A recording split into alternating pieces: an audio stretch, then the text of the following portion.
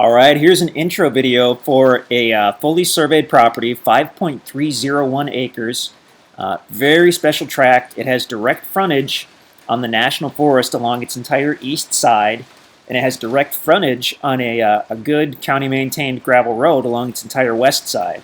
So not only do you directly border the National Forest, so you have instant access into tens of thousands of acres of public land, but you can actually get to this property because it borders the gravel road, the county road along its west side. So, I mean, if you're familiar with properties that border public land or national forest, it's pretty common, if you're able to find one, that it has poor access because a lot of this public land is very remote.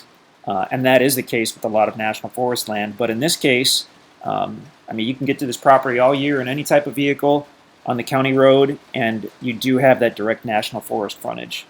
So we're using the MapRight app right here to look at this, and the MapRight is pretty good. It's not perfect, and it builds its maps based upon grabbing information from different sources.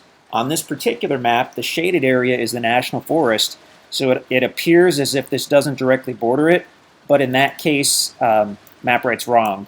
So the National Forest actually does, this area should be shaded as well. It's pulling that information from an incorrect source. We can verify that if we turn on the parcel layer, the assessor's layer on this map. Okay, so now it's showing the different properties. So if we were to click on this particular tract, whoops, it's trying to afford, let's just click on the adjacent tract. And the assessor will show with pretty good accuracy the current owner, so InstantAcres. The same case with this tract. If we click on the property directly east, it's going to show the owner is USA, and it highlights that whole section because that is indeed National Forest. Just wanted to make sure everybody knew that because it is a little confusing with the map. So let's turn off that parcel there, and let's go to a street map, and we'll show you how easy it is to get to this property. So this is a fantastic area for hunting and recreation, but you're just a couple miles off of Highway 60, which is the main east-west road in southern Missouri. So MapRight, we have on the layer for public land right now. So the green area, that's the National Forest. The blue shaded area, that's state conservation land. And the purple area, that's the Ozark National Scenic Riverway. So that encompasses the Jacks Fork River, the Current River, the 11 Point River. Those are all within the National Scenic Riverway, so you have access to hundreds of miles of shoreline within all the different rivers in the area. Look at all that public land. So as we zoom way out, we'll just kind of show you where this is. So if you look over to the left, that's Springfield, Missouri. That's the largest city in southern Missouri. Just south of there is Branson, Missouri, which is pretty cool too. You go east on Highway 60 for about an hour and a half. You'll pass through the little town of Birch Tree, Missouri, and then I believe you go about a mile, maybe 2 miles past Birch Tree, and you're looking for this County Road 421 going to the north. Take that to the north, come to the T in the road, take a right at the T, and then why don't we actually measure it from the T. We have a measurement function on this. Okay, so this will be approximate, but it'll be fairly close. So once you come to that T and you take a right, and I'm going to have to do some math here, so that's going to slow down our video a little bit. Okay, 8,400 feet. So I'm going to skip the math and just say a little less than 2 miles. And you're going to see the property on the right side of the road.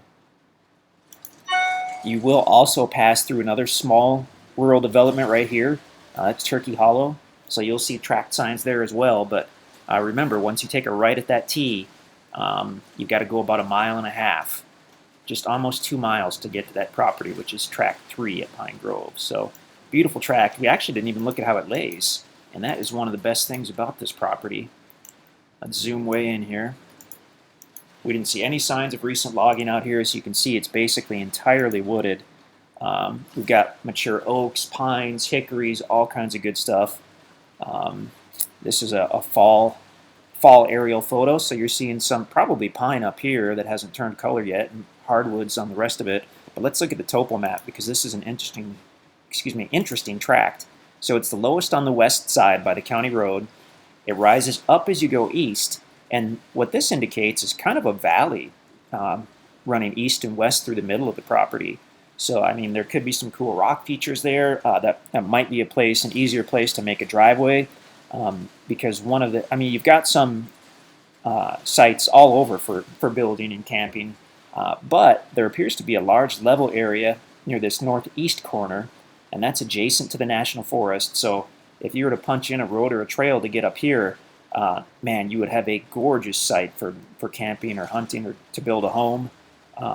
Large level area, walk right into that National Forest, which of course you can use for hunting and camping and fishing and all that good stuff. So I mean, this property lays nicely. Let's try a couple different base maps since we're here. Sometimes those show different seasons. So that's again going to be a fall base map. Oops. Ooh, that's pretty blurry. Let's try premium. That's got a big cloud overhead. That's interesting. Let's try recent. That's got the same cloud overhead. Well, I mean, you can see it's wooded. Definitely no recent logging out here. And that's going to show the cloud as well. So we're best off with just that Google view. So gorgeous tract. So hard to find anything that borders the National Forest and a county-maintained road. So this is pretty awesome. Ideal for hunting, certainly buildable. Solid investment bordering the National Forest, and really not that far out of Springfield to the west, or what would be the city to the east, maybe Poplar Bluff for one of the bigger cities to the east, but gorgeous property. Also within a few miles of where the Department of Conservation released a herd of elk a few years ago, and they are doing well populating the Ozarks with elk. So I mean, you're going to see big deer, you might see some elk out here, you're going to see large turkeys.